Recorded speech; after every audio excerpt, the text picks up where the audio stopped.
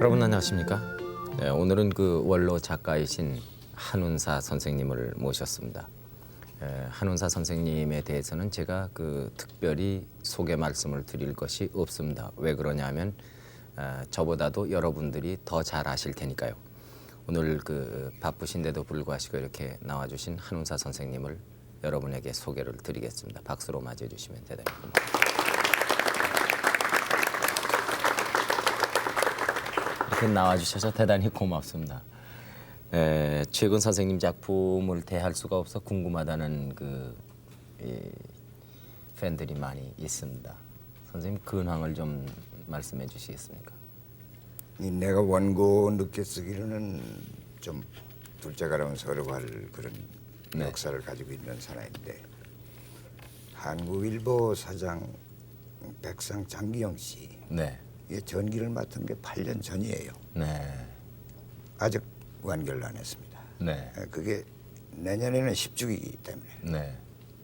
요즘 한국일보 나가서 그 방 한 구석에 갇혀 있어요. 그걸로 조절을 합니다. 혹시 또 전기 문학에 심취하셔가지고 선생님이 지금까지 해오신 이 작가로서의 작품 활동은 안 하시게 되는 게 아닌가, 이것이 또 궁금하기도 합니다. 그렇지는 않은데요. 네. 내가 주로 썼다는 작품들은 대개 실존 인물을 모델로 해놓고 네.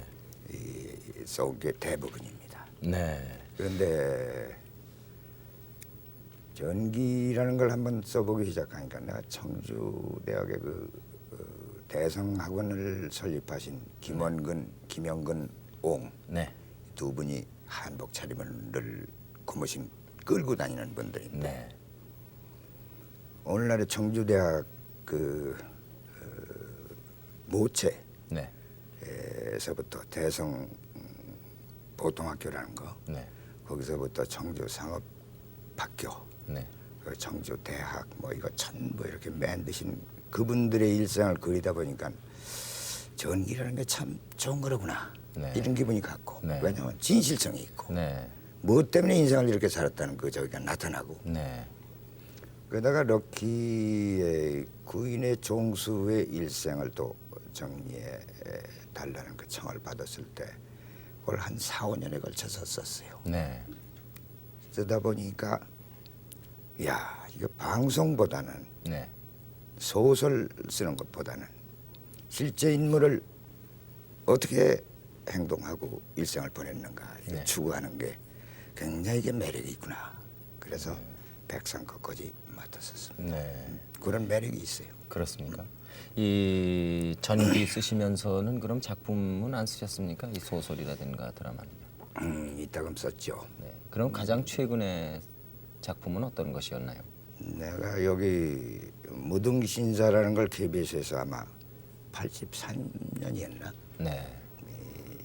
썼는데, 그것도 현준호라고 그 호남은행을 처음으로 설립한 네. 실존 인물. 네. 그 사람의 일생을 이렇게 쭉 더듬어서 네. 쓴 게 연속 드라마를 쓴 것으로서는 마지막이었을 거예요. 네. 그 뒤에 뭔가 이렇게 또 소화를 해나가는 게 있습니다. 네. 굉장한 게 이쪽 완 가슴 속에 담겨져 있어요. 그렇습니까? 기대를 해야 되겠네요. 예, 아마도 선생님의 작품을 라디오라든가 텔레비전을 통해서 또 소설로서 한 번쯤 이렇게 보지 않은 분이 아마 거의 없으리라고 생각이 됩니다만은, 선생님께서 그 사이에 발표하신 작품이 모두 몇 개나 되는가, 그것을 아는 분은 아마 거의 없을 걸로 믿습니다. 나도 정확히는 헤아려 보지 않았지만 네. 아마 장편물은 네. 연속극 또는 연재 소설 네. 이런 것 전부 합치면 3, 40편은 능히 될 겁니다. 네. 그밖에 뭐 이 대화가 아니고 이 대형 드라마라든지 네. 이런 것은 또 한 20여 편 되는 것 같고, 네. 뭐 소설로 쓴 게 또 한 10종류는 될 것 같습니다. 네. 그 기억에 남으시는 작품이 그러면 어떤 것일까요? 아무래도 언젠가 이 김동길 교수가 한국의 장르는 40대가 맡아야 된다는 그 얘기를 어느 에세이에서 쓰신 적이 있었는데 그거 보고 무슨 소리냐 그랬지만 네. 나도 이 내가 쓴 작품을 이렇게 돌이켜볼 때는 40대 간 넘었으면서 네. 카메라에 그 에너지시하게 네. 아무것도 주저하지 않고 네. 용감무쌍하게 써가던 거 네. 그런 것들이 인상에 남아 있고 네. 또 그게 여러분들한테 이 기억을 하게 해드리는 게 아닌가 싶어서 네. 내가 시초로 쓴 게 이생명다들이라는 그 장편 소설이면서 방송을 했는데 네. 6.25를 한번 내 나름대로 정리해 본 거죠. 네. 우리 민족의 비극을. 네. 그 다음에 어느 하늘나라에서니 아낌없이 출연다니 뭐 하다가 네. 4.19 직후에 한일 관계를 정리해야 될 시기가 왔는데도 정부가 안 하고 있어요. 네. 그래서 그럼 내가 하겠단 말이야. 네. 그래가지고 나선 게 현해탄 알고 있답니다. 네. 그게 인상에 남고 네. 그 뒤에 뭐 이 빨간 마을하니 뭐 남과 북이니 네. 이런 거 하다 보니까 지금 나오는 장면은 선생님 보시면은 금방 아시겠습니다. 저기 이 아로운 네. 그 녹화할 때인데 네. 저건 아마 쉬는 시간에 네. 앉아 있는 게 주상현일 거예요. 네. 그리고 저기 앉아 있는 게 송재훈가 네. 뭐 이렇게들 저기 하던 거고 네. 또 뭐 그밖에 오늘은 왕이니 네. 뭐 좀 있죠. 눈이 내리는데 하는 것도 그게 어느 하늘나라에서의 주제가고 최초의 그 텔레비전 일일 연속극이 그렇지요. 아니었나 싶습니다. 우리나라에서 최초의 텔레비 매일 연속극으로는 네. 눈이 났는 데가 동양 TV 네. 신세계 백화점 거기서 시작할 때 네. 그때 김동건 씨가 멘트를 넣어주시지 않았던 네. 맞습니다. 그게 있었고 그때는 뭐 전부 거의 생방송이었거든요.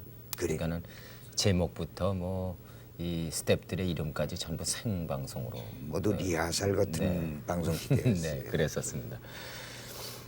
하나하나가 모두 그 우리 마음을 그 사로잡았고 심금을 울려준 작품들을 지금 말씀을 해주는데 그 중에서도 그 아로운이 가장 선생님 하면은 아로운을 생각하게 되더군요. 그게 그 언제 방송이 됐던가요? 그게 1960년 8.15 때부터 시작했을 겁니다. 네, 네, 4.19 혁명이 일어난 게 4월 19일인데 네, 한 몇 달을 지내도 일본하고의 관계가 정리가 안 돼요. 네, 정부가 그거 못 해내고 있어요. 네, 그러면 우리가 전진을 하려면 말이지 네, 어제 그 응어리진 무슨 한이 있거나 네, 그런 저기가 있으면 이걸 일단 소화하고 넘어가야 된다. 네, 소화 안 하고는 전진이 건전치 못하다. 네, 일본하고의 관계는 이승만 박사가 15년간을 그냥 질질 끌어오지 않았어요. 네, 담벼락을 하고 저건 철천지 원수다 해가지고. 네. 근데 일본한테 제일 심하게 당한 건 나를 비롯한 우리 세대. 네. 이건 실질적으로 전선에 끌려 나가서 죽은 사람도 있고 고생들 무지하게 했어요. 또 징용 갔던 사람들 다 그 정신대 갔던 여자들 네. 잊을 수 없는 건데 그렇다고 이웃집인데 그걸 내버려두고 그냥 넘어갈 수 없다. 네. 이거 정리하자. 그 내 얘기는 내가 겪은 그 군대 생활에 국한된 것이겠지만 여러분은 일본 사람하고의 관계가 있을 테니까 그 나름대로의 입장에서 모두 소화를 하고 넘어가자 하고 쓴 게 그겁니다. 네. 선생님 그 작품의 내용을 좀 설명을 해주시겠습니까?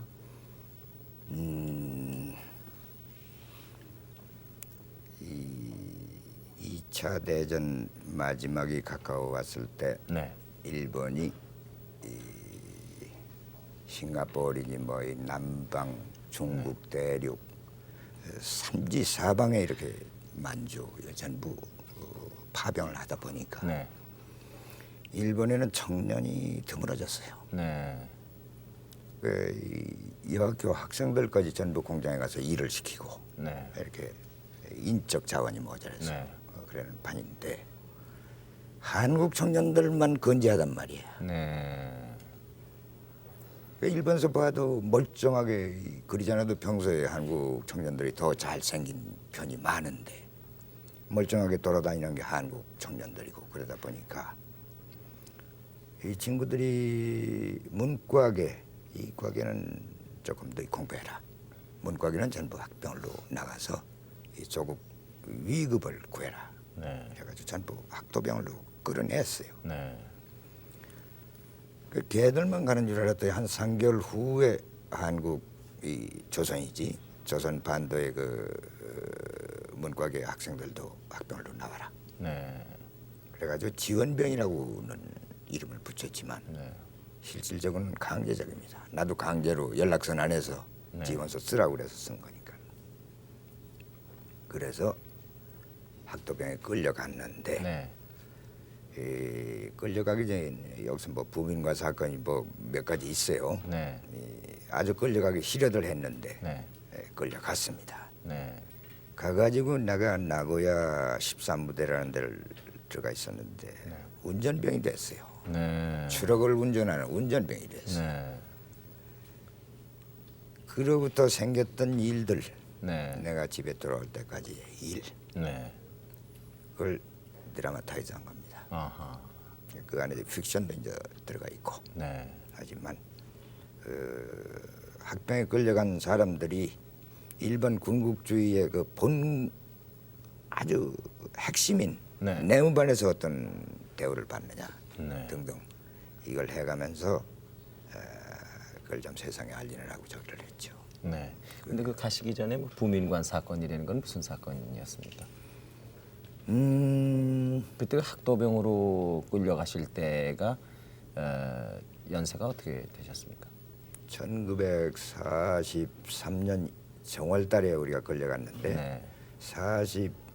44년 정월달에 끌려갔는데 43년 12월께 동성 중학교 있죠. 네. 저 해화동에 네.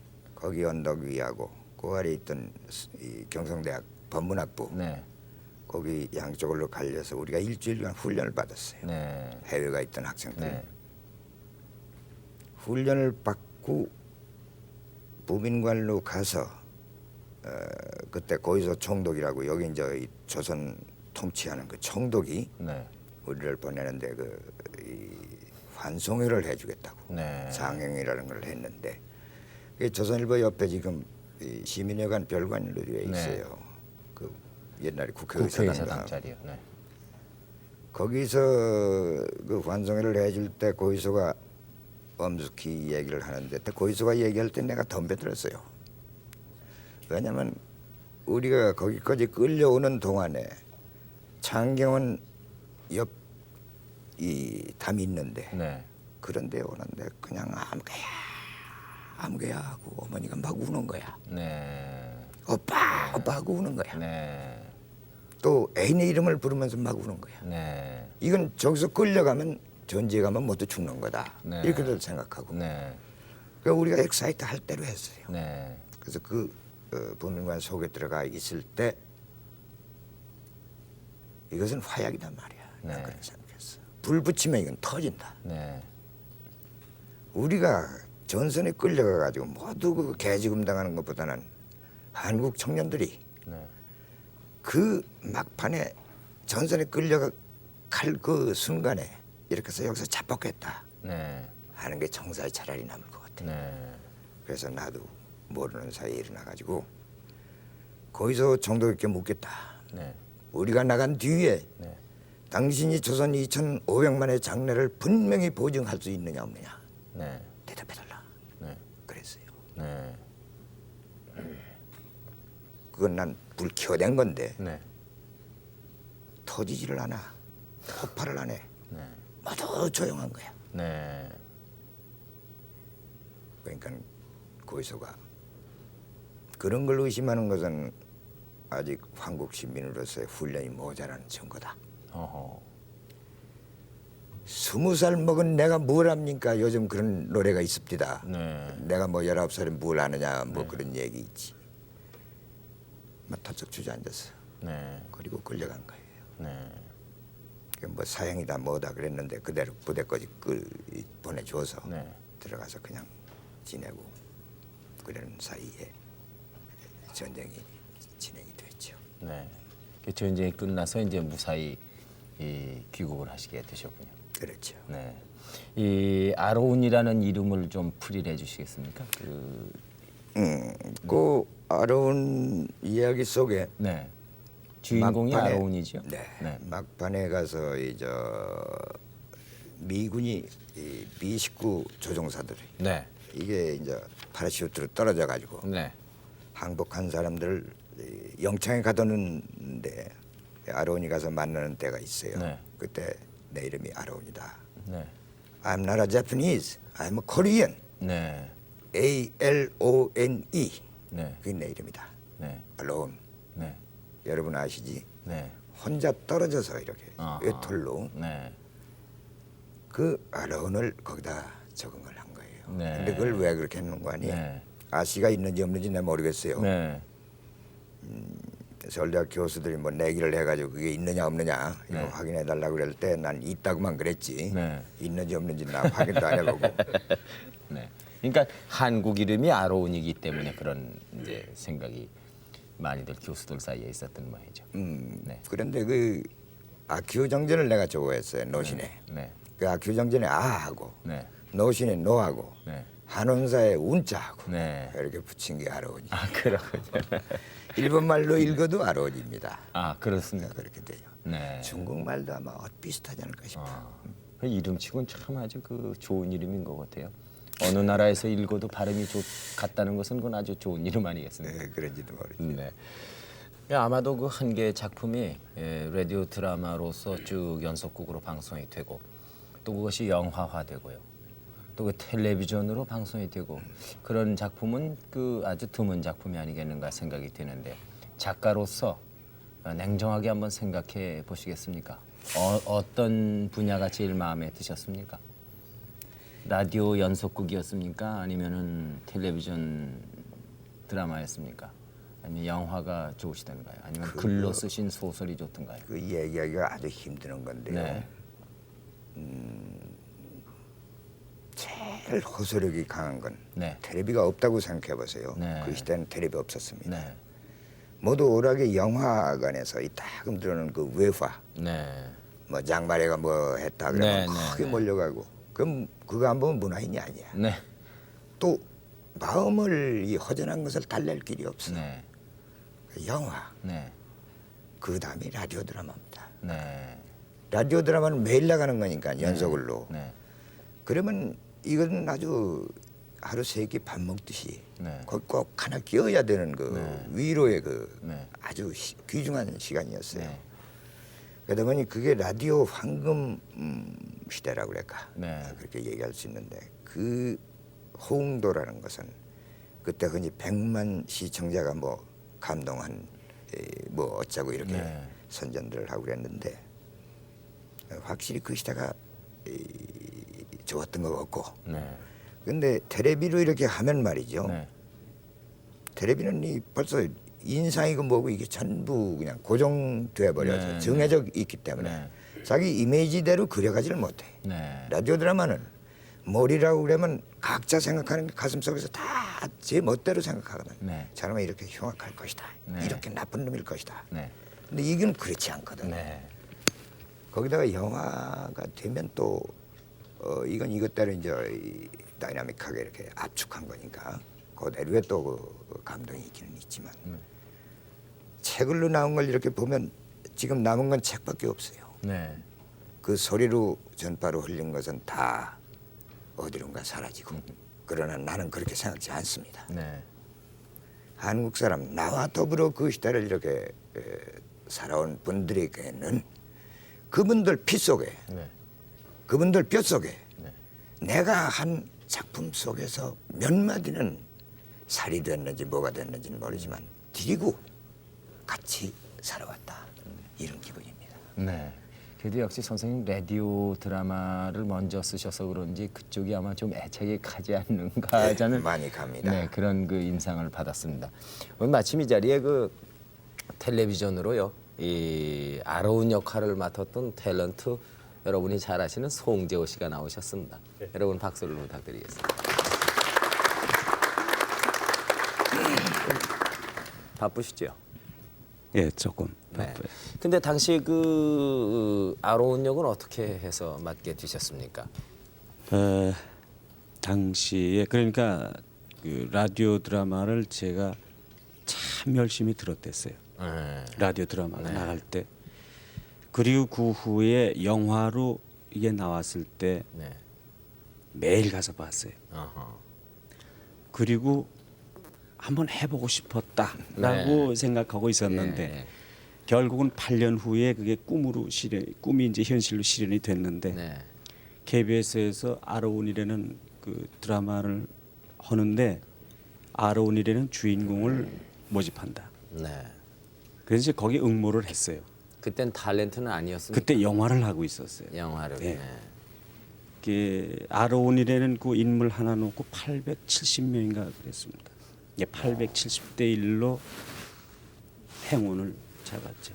그래서 아로운을 했어요. 네. 주인공 역할을 한 그 배우로서 말이죠. 네. 아로운이라는 그 주인공의 성격이라든가 이런 건 어떤 인물이라고 생각을 하시고 시작을 했습니까? 사실은 제가 그 라디오 드라마 듣고 영화 보고 그랬을 때 그리고 이제 한 선생님을 뵀어요. 네.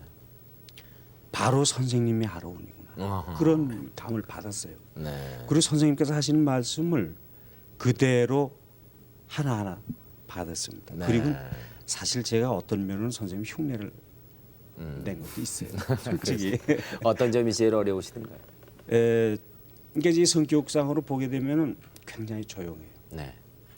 아주 나약하고 네. 왜소하고 네. 아론이 키가 작지 않습니까? 네. 그 상대 친구가 리노이라고 큰 네. 친구인데 작고 왜소하고 조용하고 그렇지만 어떤 굵직한 그 줄기 하나를 붙들고 있는 그 이 작품에서 나오는 조센징이라고 얘기하는 그 한국인으로서의 굵은 줄기 하나를 붙들고 있는 그러나 어떤 순간에는 양보하지 않고 네. 박차고 일어날 수 있는 그런 인물이었다.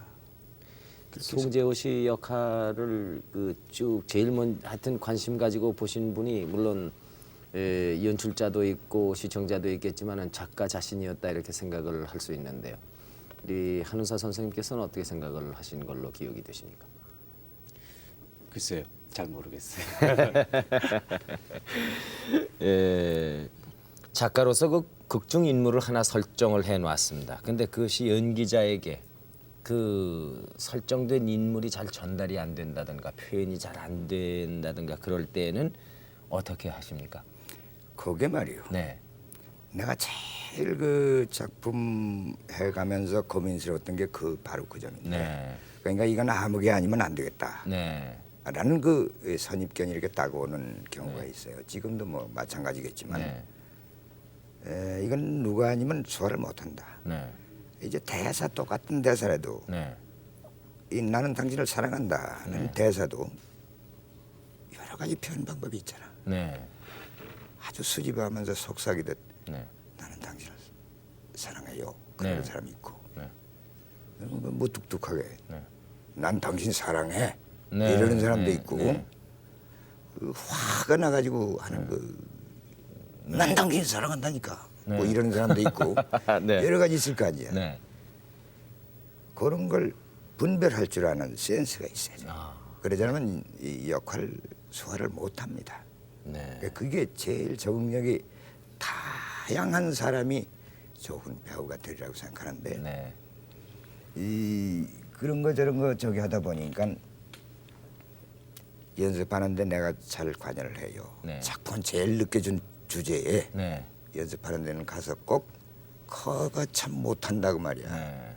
그러면서 얘기할 때도 있고 네. 아니야 그거 아니야 하고 살살 달래면서 이렇게 해봐 이렇게 해봐 네. 뭐 이런 경우도 있고 선생님은 어떻게 해서 작가가 되셨을까요? 잘못됐어요. 네. 잘못돼서 작가가 되셨습니까? 나는 정치를 하려고 하는 사람이에요. 네. 그건 언제적 꿈이었습니까?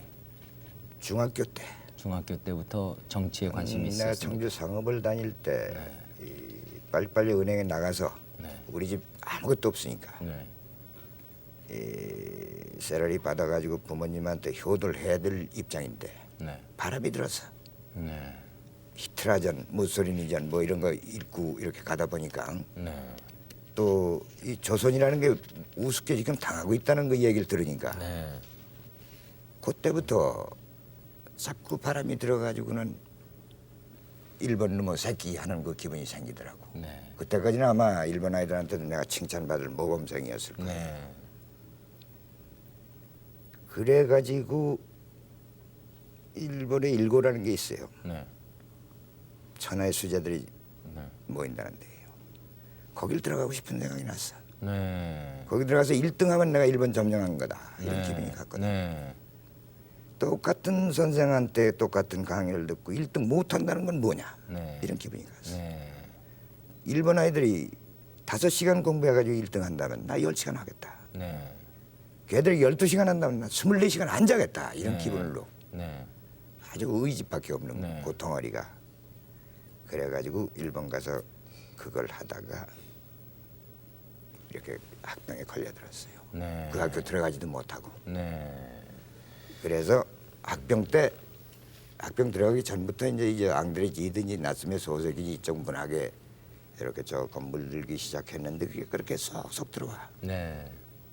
학병에서는 뭐 의식주 새끼 밥 먹는 거 얻어맞기는 했지만 네. 그거 뭐 걱정 없이 다 저기 하니까 자동차 운전병이겠다. 네. 부대 안에 갇혀 있으면 그거 안 되지만 네. 나갔을 때 슬슬 책을 구해가지고 네. 자꾸 읽기 시작했어. 네. 그러다 보니까 철학적으로 문학적으로 자꾸 기울어졌어. 그래서 와서 어떻게 하다 보니까 그렇게 됐어. 그럼 제일 처음에 쓰신 것은 방송 드라마였습니까? 내가 서울대학 물리대 불문과를 다닐 때 네. 모두 그때가 1947, 8년 네.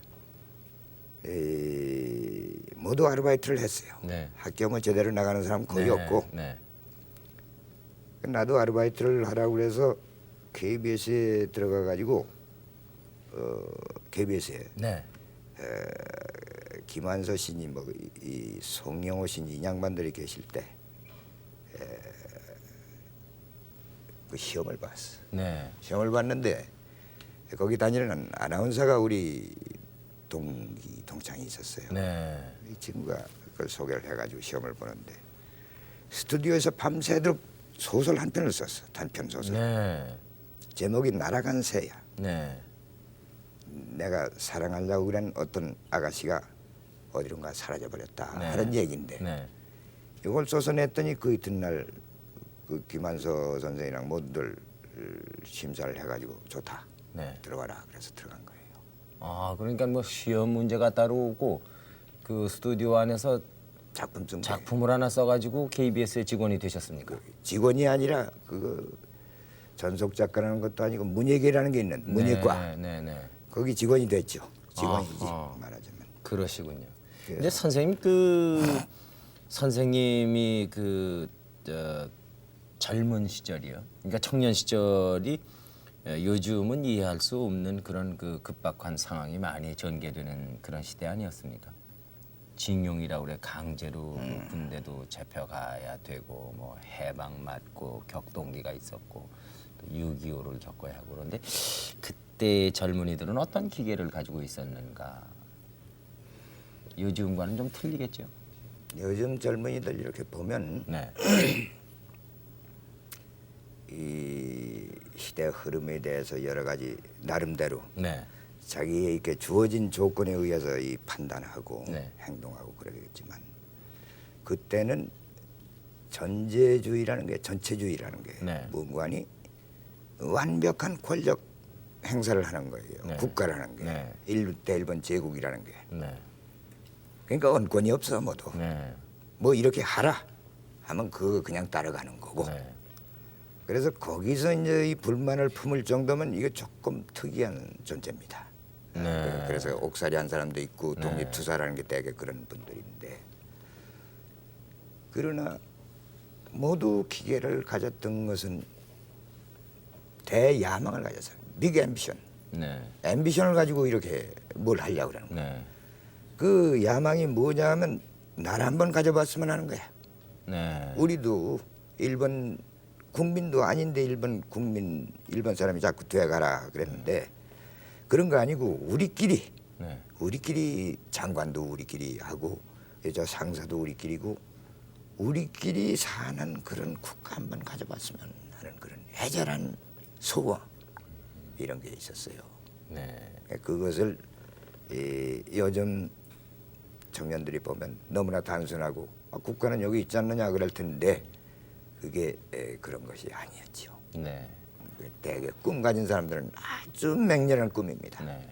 혹시 선생님의 그 젊었을 적에 그런 꿈이 그 드라마로 자주 나타나곤 하는 건 아니겠는가 모르겠습니다만은 이 가슴을 펴라 하는 드라마가 그런 그 선생님의 젊은 시절에 영향을 받은 작품이 아닌가 이렇게 얘기하시는 분들이 계시더군요. 그것은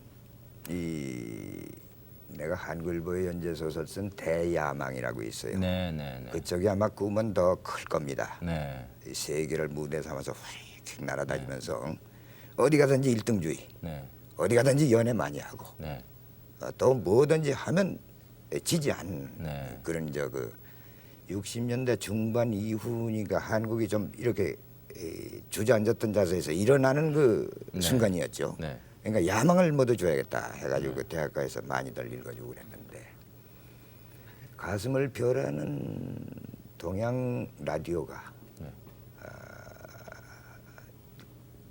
저 광화문 그쪽에서 개국할 때 써달라고 그래서 네. 써준 거예요. 네. 그 제목을 처음에는 대학가에 건달들이라고 그랬어. 했더니 어이구 큰일 날 소리 한다고. 네. 그래서 가슴을 펴라다. 네. 그래가지고 지금 옛날에 물리대, 네. 지금 동숭동의 그 문해진흥원이고 뭐 그 앞에 있는 네. 뜰, 거기를 무대로 네. 그 물리대 학생 네. 주인공으로 이 정치과 다니는 녀석 이름은 반출세고 네. 철학과 다니는 녀석은 허약이고 네. 오현경이가 했어. 네. 반출세는 이제 김성원이가 하고 네.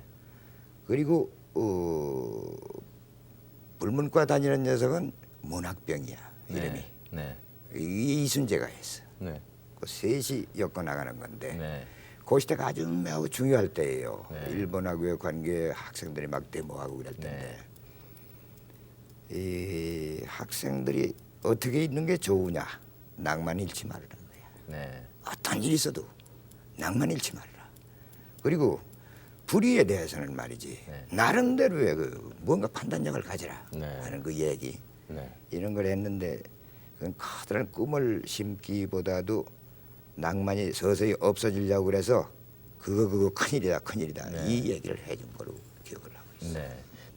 선생님 그 시나리오 작품 중에 분단 국가의 그 비극을 그린 대표적인 작품으로서 남과 북이라는 것이 있지 않습니까? 그것은 어떤 내용이고 어떻게 해서 쓰시게 됐는지 좀. 1964년이었습니다. 신상욱 감독이 난데없이 만나자고 그랬더니 네. 이북에서 네. 고급 장교가 주머니에다가 여자 사진 한 장 딱 넣고 왔다 그거야. 그래서 전선에서 붙들었다. 네. 근데 중대장이 그놈을 취조하다 보니까 그 여자를 보니까 자기 마누라다 그거야. 현재 데리고 사는. 아하. 이거 당신 같으면 소화할 수 있을 거 아니냐. 네. 그 이외의 얘기는 아무것도 없다. 그게 실화였습니까? 그래서 그렇게 얘기를 하더라고. 네. 그래서 야 그런 엉터리는 나 안 한다. 네. 그런 우연이 어디 있느냐. 그랬더니 이 사람이 사실이다 그거야. 네. 그 이걸 확인을 해라. 네. 최은희하고 그 맥간 그 사람을 불러다 주고 확인을 해보니까 그런 사건이 있었다는 거야. 네. 중부전선 어디서. 네. 그래서 생각을 하다가 일본하고의 관계는 내 현했던 알고 있다로 일단 소화했고 네. 우리가 38선을 가운데 놓고 남북으로 갈린 이 비극을 한번 소화해보자. 네. 64년이에요. 그래서 쓰기 시작했어. 네. 처음에 제목은 남과 북이야. 네. 아자를 붙였어요. 네. 프로듀서가 아처럼 지우죠. 그래서 그거 좋다. 근데 저 주제가를 누가 이 사람을 모르시나요라고 내가 붙인 까닭은 이 가사는 전부가 사랑에 얽힌 그 애절한 호소인데 우리가 그 민족 대이동으로 말미암아 겪은 그 비극 속에서 누구는 찾을 사람이 하나도 없는 사람이 어디 있겠느냐. 모두 가지고 있다.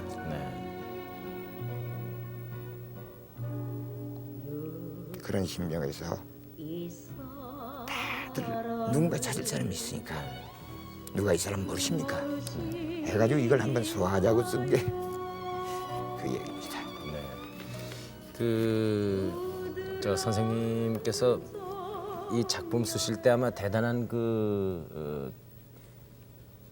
감동을 작가 스스로가 느끼시면서 쓰시지 않았는가 전 이렇게 생각이 드는군요. 지금 그 말씀을 아주 감정이 격해지셔서 잊지 못할 정도로 회고를 하셨는데요. 이 작사는 선생님이 하셨죠. 지금 저희들이 방금 들었습니다만. 그거 나간 다음에 반응은 어떠했습니까? 작품이 발표된 후에요. 내 기억으로는 너무나 격렬했습니다. 홍담은 시장에서 저 콩나물 장사하는 이북에서 온 아주머니가 그걸 사려고 이렇게 온 손님한테 지금은 안 판다고 트랜지스타에 귀를 기울이고 그리고 막 울면서 듣고 그랬네. 그 이북에서 오신 분들이 굉장히 그 사랑을 해주셨어요. 그 이따금 내가 이북 사람이냐 뭐 이런 질문도 받고 그랬는데 아마 나는 그러셨을 충청북도 교산군 촌놈입니다. 작곡은 그 당시 주제가가 아주 화제였는데 누가 박춘석 씨가 했는데 밤중에 그것도 전화로 이런 가사가 됐다 해달라 그러니까 한 30분인가 1시간 그다음에 딱 왔는데 괜찮다. 그 KBS에서 녹음을 하는데 엔지니어가 그래요. 휙 이렇게 돌아다니면 선생님 그때 곽순옥이가 불렀어. 지금 저 곽순옥 씨의 목소리로 들어봤습니다만 이상합니다. 저는 이거 매일 이걸 하고 있기 때문에 감수성이라는 게 이게 뭐 마비가 됐는데 이건 뭔가 이상합니다. 될 겁니다. 그랬더니 되는 것 같았어. 선생님 그 작품 속에 주로 등장하는 인물의 공통점이 있습니까? 나는 선 악이 아닙니다. 선설이에요. 어떤 사람도 태어나면서부터 착하다 이런 아론을 말씀이십니까? 그렇게 학대하던 모리도 나중에 가서는 인간적으로 아론한테 졌습니다. 인간 다 착해요.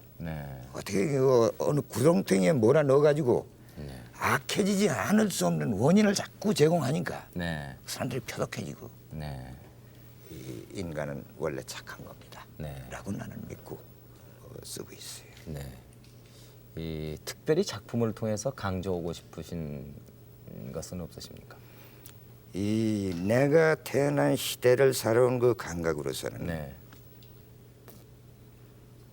우리 한국의 비극 이걸 외면하고 뭐 성욕 충족시키는 거 뭐 어쩌고 이런 거 쓸 수가 없어요. 그런 것도 필요합니다. 인간 세계는 적어도 우리처럼 그 아주 심한 그 고통 속에서 살아온 사람들은 남북 문제 해결해 놓고 죽어야 됩니다. 세상 귀찮다. 뭐 내일 죽고 싶다. 죽지 못합니다. 연기해야 돼. 연기. 해놓고 죽어야 돼. 네, 선생님 지금 말씀은 그렇게 하시지만은요. 어쩌면은 선생님의 인생관이랄까 이런 것이 희망적이기 때문에 또 낙관적이기 때문에 그런 말씀을 하시지 않는가 이런 생각이 듭니다. 꼭 된다. 그러니까 이걸 하지 않으면 안 된다. 통일도 된다. 이렇게 지금 그 생각을 하시는 것이 그런 성격에서 오는 것이 아닌가 싶은데요. 본인이 생각하시기엔 어떻습니까? 내가 아까 성선설이라고 그랬는데 우리가 해방 후에 주어진 여건이 이렇게 돼가지고 이대 이데올로기의 시험장 노릇을 지금 우리가 하고 있는 거 아닙니까? 이북에서는 저런 거, 여기서는 이런 거. 그래가지고 성적표는 나왔습니다. 이제는 상대를 네가 어떻게 못났다 이런 얘기 서로 할 필요가 없어요. 네. 손 이렇게 맞대고 네. 피 이거 가지고 눈물로 네. 너무 센티멘탈리즘이라고 그러는지 모르지만 그런 시기가 반드시 옵니다. 네. 라고 나는 믿어요. 이걸 뭐 따지고 자시고 할 시기가 아닌 때가 반드시 옵니다. 네. 그리고 이 주위의 이 환경은 네. 여러 가지 긴장된 얘기를 하고 있지만 그런 분위기는 서서히 익어가는 것 같습니다. 네. 근데 이 방송이라는 것이 소설과 달라서요. 소설이라는 것은 보고 싶은 사람이 그 서점에 가서 구입을 해서 보게 되겠습니다만, 방송은 아버지, 어머니, 아들, 딸, 또 할아버지, 할머니 이렇게 전부 같은 그 식구는 다 한꺼번에 볼 수도 있습니다.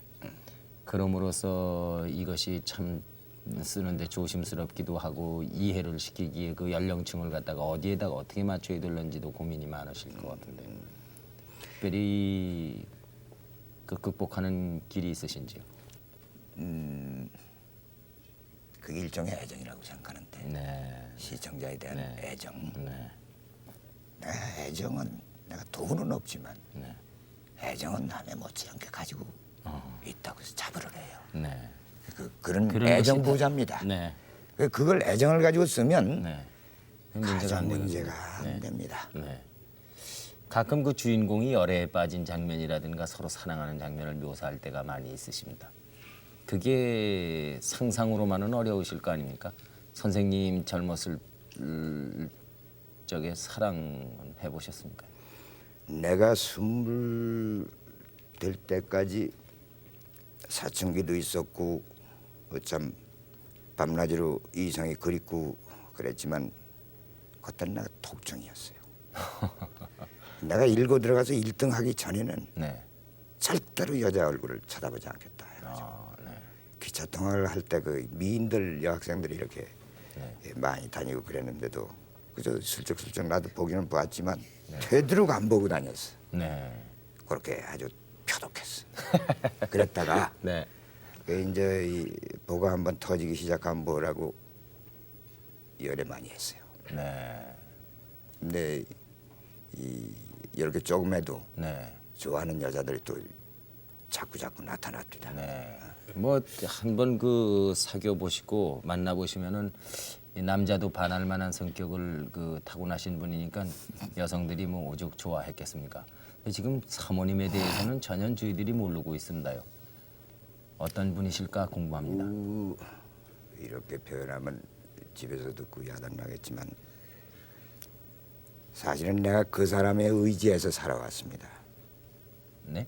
그 사람에게 의지를 해서 선생님이 의지를 할 때도 있습니까? 이 세상에서 제일 의지할 사람입니다. 네. 뭐냐면 내가 월급쟁이 노릇한 게 한국일보 문화부장 할 때 3년간 네. 그것뿐이에요. 네. 그리고 이 방송문화연구실장 할 때도 그 월급은 받았지. 네. 그리고 이 망망대해로 나왔을 때 네. 누가 나를 월급을 줍니까? 네. 이제 자유노동인데 네. 해가지고 내가 돈벌이 시작할 때까지 네. 고생 많이 했어요. 네. 그 사람이 다 거기다가 연년생활로 10,000원을 했더니 우리 큰아이가 난 그 이듬해 또 쌍둥이가 나와가지고 3마리가 됐어. 이래가지고 또 한 3년 지나니까 또 한 마리 나오고. 네. 그래서 사내 녀석만 4마리야. 네. 그러다 그러니까 보니까 기왕이면은 이 방송이고요.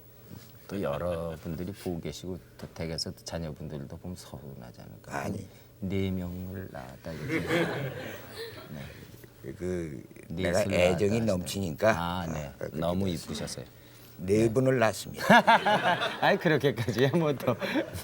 근데 그 사람들을 그 4분을 이 우리 와이프가 다 책임을 져가지고 길러왔고 네. 우리 집에서는 내가 큰 아들이라고 그런 별명이 붙어 있어요. 네. 나까지 어린애 행세를 한다. 네. 내가 이 책임 안 질 때는 어린애들 밥 먹는 거 내가 어떻게 먹이는지 모르겠어요. 다 자기가 먹이고. 네. 또 작가라는 것이 무슨 어디 가고 싶을 때 안 가고는 못 다닙니다. 네. 아주 무책임해. 네. 아주 무책임한 그 저기에서 네. 내가 변명할 길이 하나 있다는 것은 네. 작품을 통해서만은 얼마든지 베풀자 이런 기분은 가지고 있어요. 네. 그 아마 충분히 그 사모님이라든가 가족들이 아실 줄로 믿습니다. 예. 저 선생님 이 방송의 드라마는 어떻게 앞으로 전개가 돼야 그 방송 드라마로서 역할을 다할 수 있다고 생각을 하십니까? 요즘 내가 전부를 보지 않으니까 네. 그 책임 있는 얘기라고 할 수는 없지만 그 세계에서 밥을 먹고 살아온 한 사람으로서의 의견을 이렇게 말씀드린다면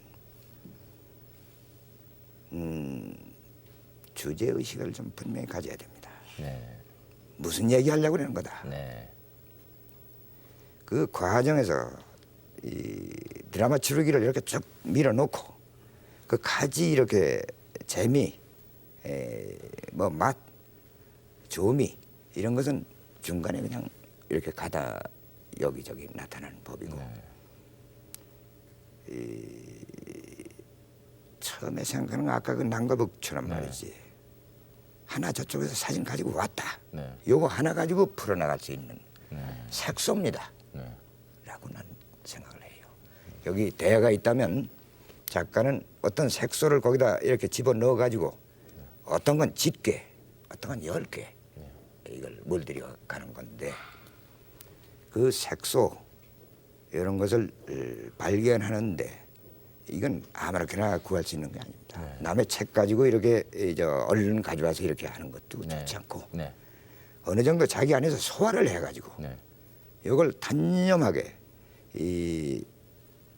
그걸 나 이따금 요리사에 비하기도 합니다만 여기 자료를 무궁무진하게 있는데 여기서 뭘 꺼내다가 이걸 시청자한테 배주느냐 할 때 여기저기 막 섞어가지고 이렇게 저기 하다 보면 이게 설렁탕 맛도 아니고 미우스텍 맛도 아니고 그런 게 들 우려도 있고 화식도 아니고 뭐가 특징이 없는 게 될 가능성도 있고 그런데 설렁탕이고 뭐고 간에 에센스만 여기 저기 해가지고 잘 만들어가면 전국 시청자 지금 4천만 다 봐줍니다. 라고 나는 생각해요. 그런데 주제의식을 분명히 갖고 또 우리 방송관계 작가들은 이 소설가하고 조금 달리 생각해야 될 것이 아까 얘기하는 전 가족이 모여서 본다는 그 저기에서 민중의 교사의식을 좀 가졌으면 좋겠어요. 내가 민중 계몽해 나가는 거다. 내가 저 양반들 교사니까 가르치는 거다. 근데 그걸 너무 엄청난 이 높이의 그 대스러운 걸 이렇게 내주면 안 돼요. 이렇게 손이 달락말락 하는 데까지는 높여라 그거야 수준을. 그게 한 발짝으로 따라가기는 힘들지만 반 발짝 쪽 앞에 가서 여기라 따라옵니다. 그런 의식 가지고 이 뭐 정치가라는 게 따로 있어서 이 나라를 다스리는 거지만 방송 작가는 내가 민중 다스린다. 이 기계를 가지고 이 또 자부심을 가지고 그렇게 써가는 게 옳다고 생각합니다. 요즘도 그 아령을 하루에 120회씩 하심으로써 건강 관리를 하신다고 들었습니다. 그건 건강 관리라고 표현하기보다는 어떻게 보면은 참 건강하시고 집념이 대단하시다. 전 이렇게 그 얘기를 듣고 느꼈습니다만 오늘 좋은 말씀해 주셔서 대단히 고맙습니다. 오늘 저녁도 우리 안방 극장의 드라마를 여러분들이 보셨을 줄로 믿습니다. 또 내일 저녁도 보게 되겠지요. 우리 방송 드라마를 진실로 아끼시면서 또 시청자 여러분들을 애정으로 그리고 한 가족같이 생각하시면서 작품을 써오시고 또 앞으로도 계속해서 그런 작품을 구상하고 계신 여러분이 잘 아시는 한운사 선생님을 오늘 모셨었습니다. 선생님 대단히 고맙습니다. 감사합니다. 여러분 안녕히 주무십시오.